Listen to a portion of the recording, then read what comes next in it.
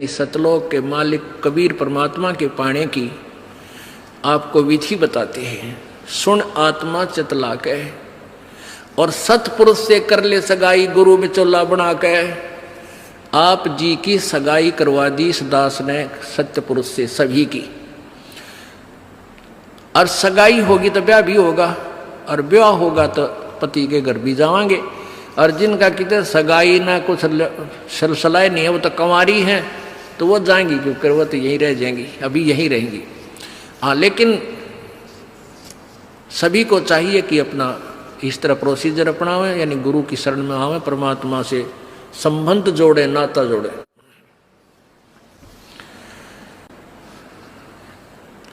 सतपुरुष से कर ले सगाई, गुरु बिचौला बना के, फिर सत्संग बान बैठिए लाडो और दान की मेहंदी रचा के।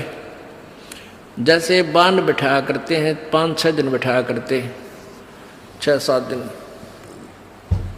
तो परमात्मा कहते हैं वहाँ वो तेल चढ़वाता वो बान नहीं, इस सत्संग रूपी बान में यहाँ बान बैठो, यहाँ आओ, ये राम नाम का तेल चढ़ावांगे आपके, और फिर आपका रंग रूप निकल जाएगा, यानी आपके अंदर परिवर्तन आएगा।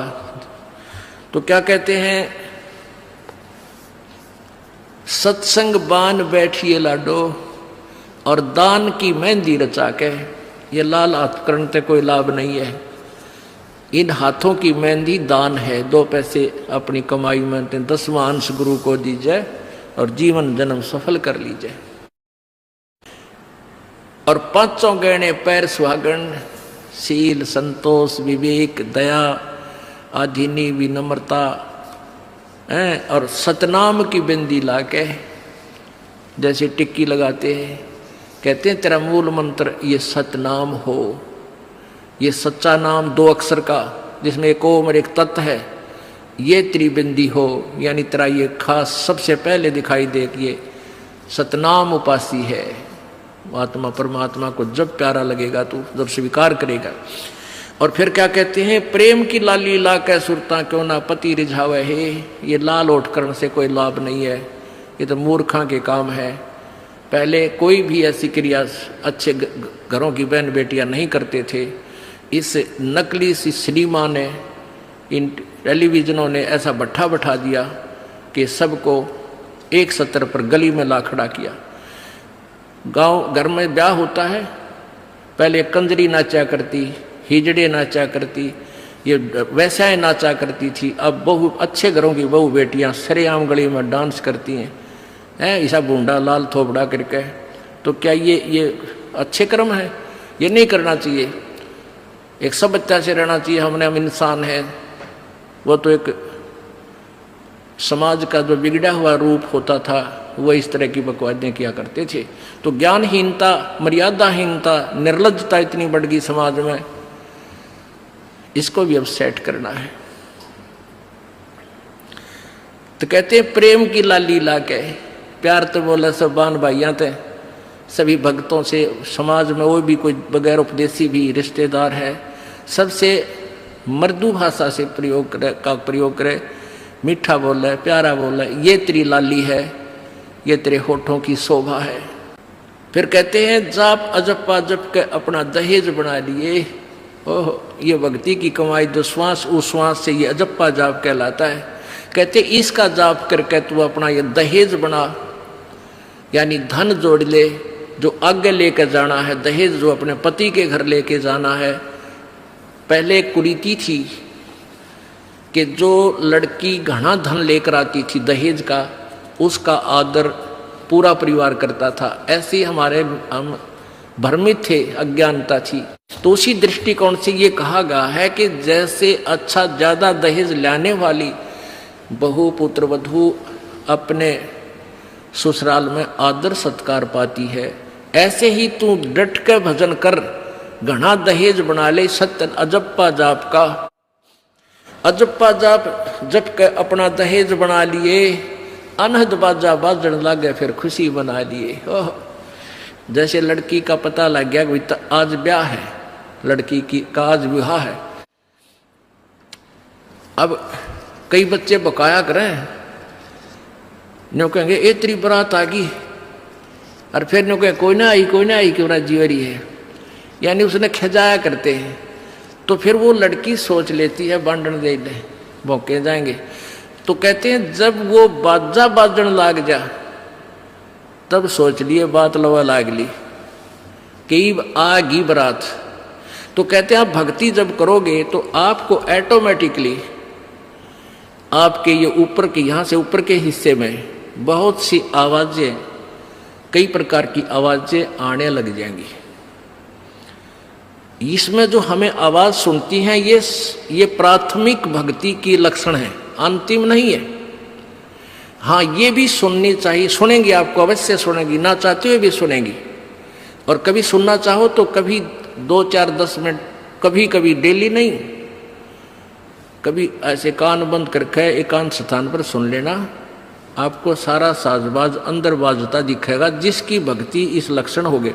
कुछ एक को वैसे भी सुनती है जिनके पूर्व जन्म की भक्तियां होती हैं और फिर धीरे धीरे उनकी बंद हो जाती हैं, आगे कुछ नहीं सुनती, चाहे वो किसी का नाम जाप ले रखा है।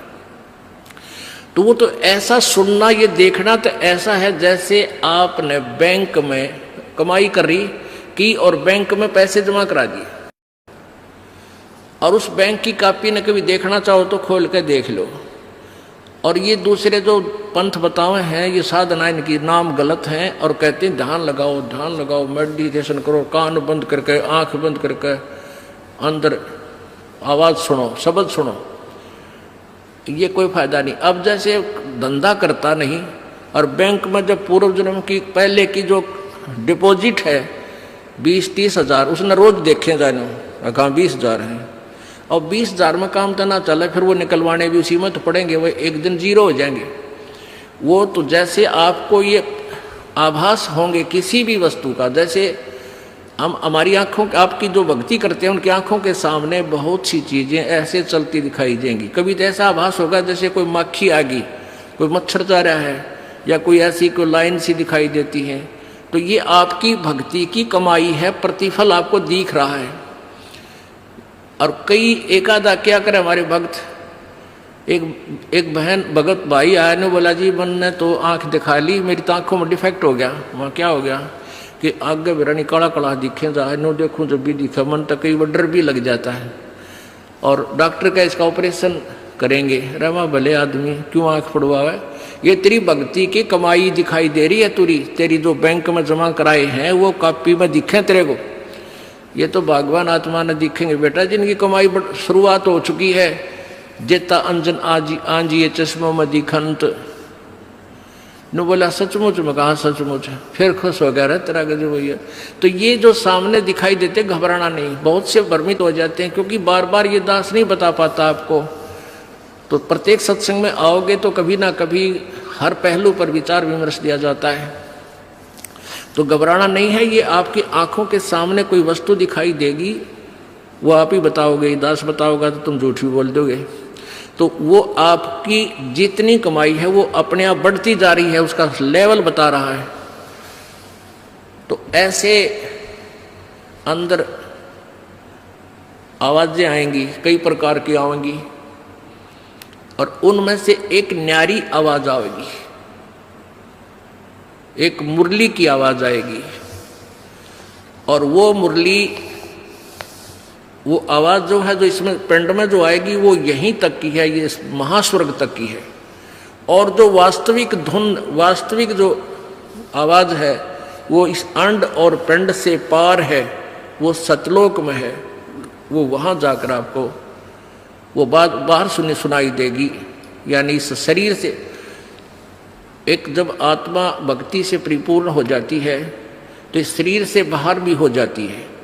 तो उसको सुनने के लिए ऐसी स्थिति आ जाएगी अपने आप, जैसे आपका शरीर यहाँ बाहर खड़े हो गए, और फिर वो आवाज़ आपको उस सूक्ष्म शरीर के माध्यम से सीधा कनेक्शन उस सतलोक से हो जाता है।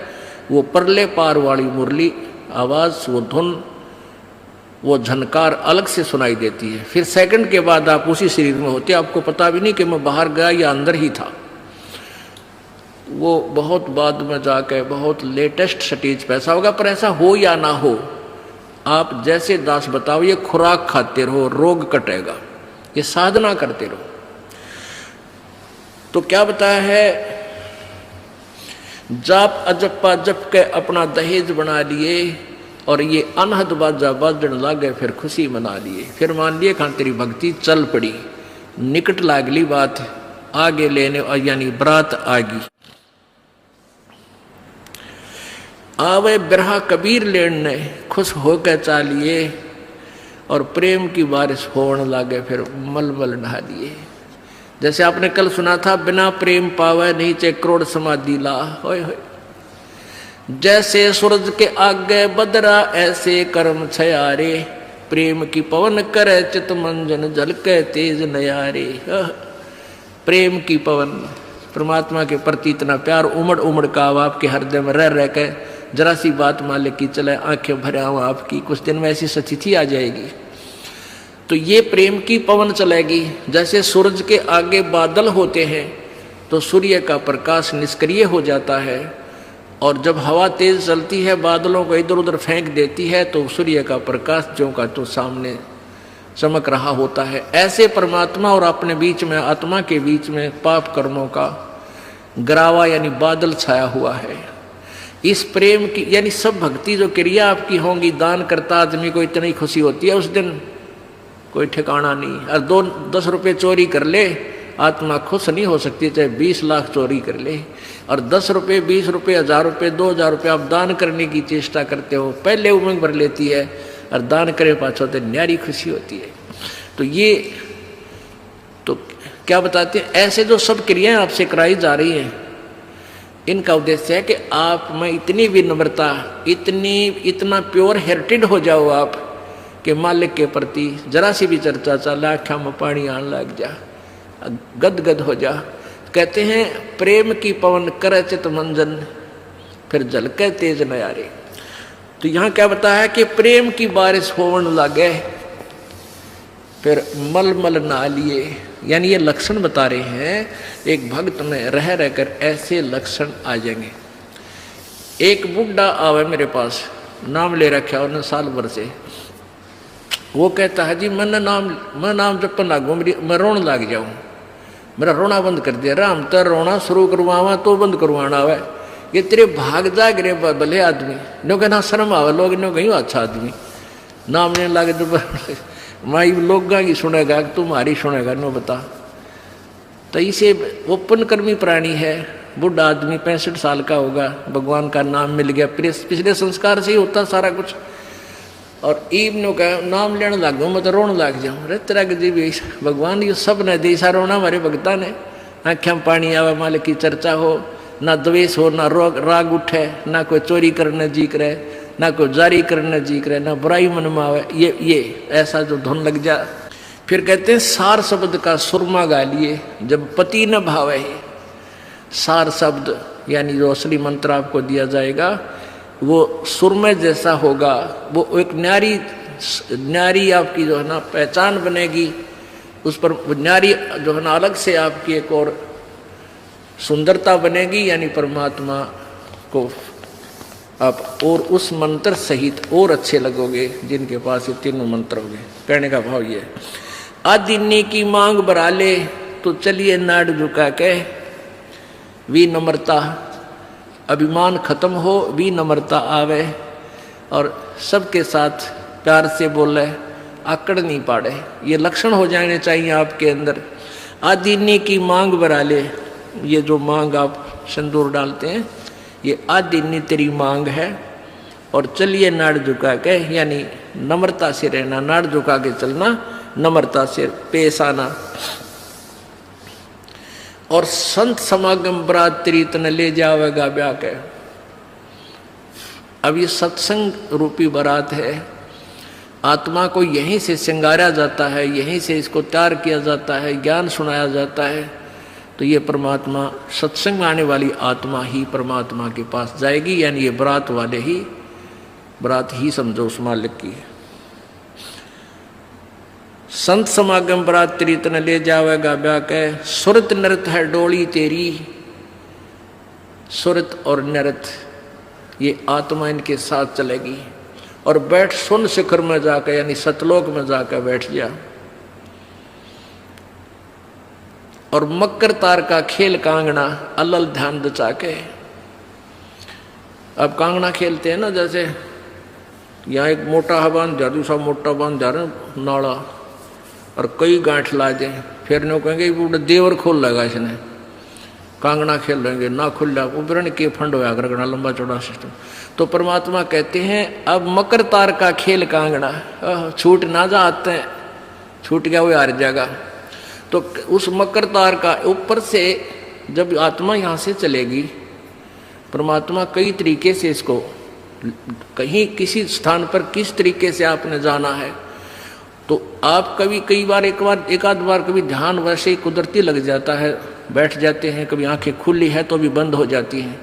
और कई बार ऐसा होगा कि एक मकड़ी के तार जैसा आपको लंबा स्ट्रेट बहुत, उसका कोई और छोर आप नहीं देख सकोगे, ऐसा तार सा नजर आएगा, उसको मकर तार कहते हैं। उसके साथ लग के आत्मा जैसे मकड़ी उस तार को पकड़कर ऊपर चढ़ जाती है, ऐसे वो मकर तार का आपको दिखाई देगा जब चलेगी यहाँ से आत्मा संसार छोड़ के। तो एक मकर तार का मार्ग आपको मिलेगा, उसके साथ चलना, उसको छोड़ना नहीं तो उधर नहीं जाना, नहीं तो मार खा जाएगी। तो ऐसे वो कांगड़ा खेलते हैं, जब दोनों और दाव लगा देते हैं, तू खोल गया तो तू हार गया हारगी। तो ऐसे अपने अपनी जबरदस्ती से उसको पकड़ लेना है उस मकर तार के, उस मकर तार को। मकर तार माने मकड़ी का तार। ऐसा एक रास्ते में आपको ये गाइडलाइन होगी कि इसके साथ साथ चल, भ्रमित ना होना सतलोक जाने के लिए। वो कुछ समय कुछ स्थान तक मकर तार है, उसके बाद फिर परमात्मा का अलग से मार्ग है। सुरत नृत्य है डोली तेरी, बैठ सुन शिखर में जाके, मकर तार का खेल कांगना अल्लल ध्यान दे जाके। ओए होए, एक एक वाणी का आधा हिस्सा भी इतना जबरदस्त भर रखा भगवान ने। अब अलल पंख, अल्लल ध्यान दे जाके, एक अलल पक्षी होता है, उसको अनल भी बोलते हैं। अनल, अनल माने वायु, यानी वो आकाश वायु में ही रहता है, ऊपर नीचे नहीं आता। वो अंडे भी ऊपर ही दे देती है वो अलल पक्षी मादा, और उन अंडों को हवा में छोड़ देती है, और ऐसे स्थान पर अंडे देती है, पैदा करती है कि नीचे केले के बन हो, केले के बन। तो केले कैसे फंसे रहा कर, केले के बना बनो आपस में बहुत लंबे लंबे बढ़ जाते हैं। तो वहाँ आकाश से वो अलल पक्षी बहुत लंबा चौड़ा होता है, वो कम से कम भी सैकड़ों फुट लंबा और 50 फुट की चौड़ाई होती है। इतने बड़े बड़े पर होते हैं उसके, बहुत जबरदस्त लोहे के तौ की तरह, और पंजे होते हैं जैसे नो चमटिया की तरह, खुर जैसे बहुत जबरदस्त नाकुल्ले, बहुत मजबूत, और 4 पैर होते हैं उसके, पक्षी होता। तो वहां से अंडे छोड़ देती है भगवान हवाला है। अंडे नीचे आते हैं हवा की घर्षण से, वो परवरिश को यानी वो पक जाते हैं, और केले के अच्छे भारा भारा अंडे होते हैं, वो 2-2 दड़ी के, और ऊपर तो 1-1 दड़ी के, 5-5 किलो के, और ऊपर तो आते ही वो केलों के पत्तों पर आकर गिरते हैं। उन केलों को तोड़ते हुए सपीटते नीचे आते हैं। तो केलों पर गिरने से, उन केले पर गिरने से, उन पेड़ों पर, तो उसकी स्पीड कम हो जाती है, और तो केले को तोड़ता हुआ वो आसानी से आकर नीचे पड़ता है, और पड़ के फूट जाता है, उसमें से बच्चा निकल जाता है। वो बच्चा वहाँ फिर उस वन में घूमता है, फिरता है, चारा चरता है, और फिर कुछ दिनों में वो उड़ने लग जाता है, यानी परिपक्व हो जाता है, वो प्रफुल्लित हो जाता है, और वो उड़ कर देखता है, काफ़ी दूर तक उड़ता है, फिर वापस आ जाता है, 1-2 साल तक वही रहता है उस वन में।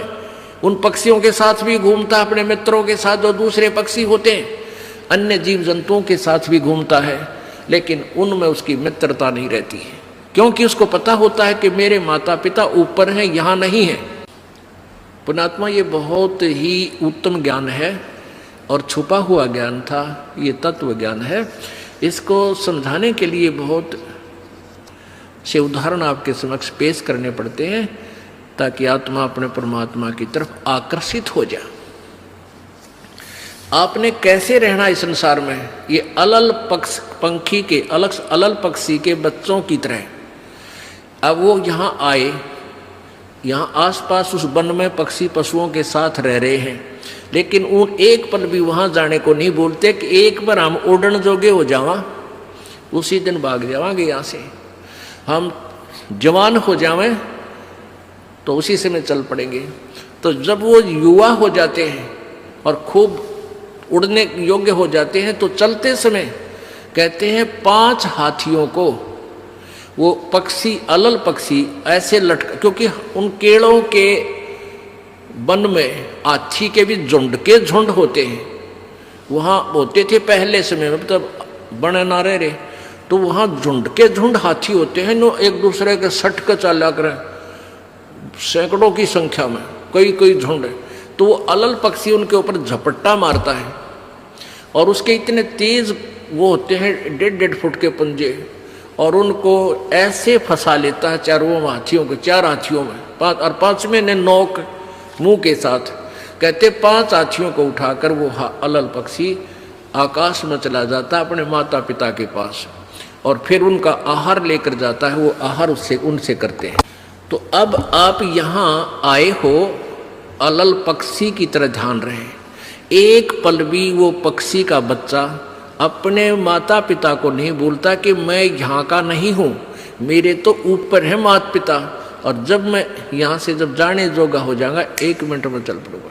तो आप उस अलल पक्षी के बच्चे की तरह यहाँ अब तैयार हो, अच्छी खुराक खाओ राम नाम की और मजबूत हो जाओ, और चलते समय इस राम नाम की कमाई लेकर ऊपर चलेंगे।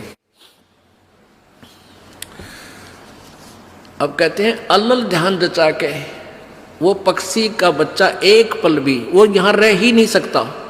उसको ये पता होता है, कॉमन सेंस होती है कुदरती, कि मेरे माता पिता वहाँ है, जिस दिन मैं यहाँ से जाने योग्य हो जाऊँगा एक पल नहीं रहूँ यहाँ पर।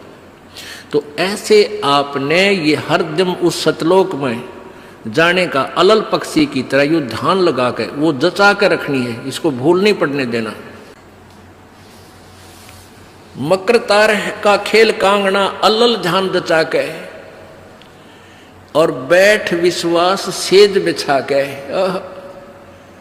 जो शब्द छैल आवे है। पुण्यात्मा कह कबीर सुनो भी साधो, मैं तो हूं विश्वास में, जो क्रिया जो साधना आपको बताई जाती है वो साधना वो है जो सब सदग्रंथों में प्रमाणित है, और वो है जिन महापुरुषों ने परमात्मा पाया उन्होंने भी यही क्रियाएं की। तो आप एक विश्वास रूपी सेज पे, जैसे दुल्हन होती है अपने पति के इंतजार में वो बैठ जाती है, तो ऐसे ही कहते तू अपना विश्वास रूपी सेज बिछा के इंतजार कर उस परम पिता के आने की। विश्वास तेरी सेज है, यानी तेरा विश्वास है तो मालिक आवेगा, और विश्वास नहीं है तू ही वहां से चला गया कि तो फिर पति कहाँ मिलेगा। कहने का भाव ये है कि डगमग नहीं होना है, अपना विश्वास दृढ़ रखना, जो बताया गया ये विधि और यही भक्ति आपको परमात्मा मिलाएगी। यानी शब्द छैल का अर्थ है वो अविनाशी परमात्मा, शब्द अर्थ अविनाशी को कहते हैं। अविनाशी परमेश्वर तेरा पति तुझे वहां लेने आएगा, और इस प्रकार हम परमात्मा पाएंगे। बोलो सतगुरुदेव।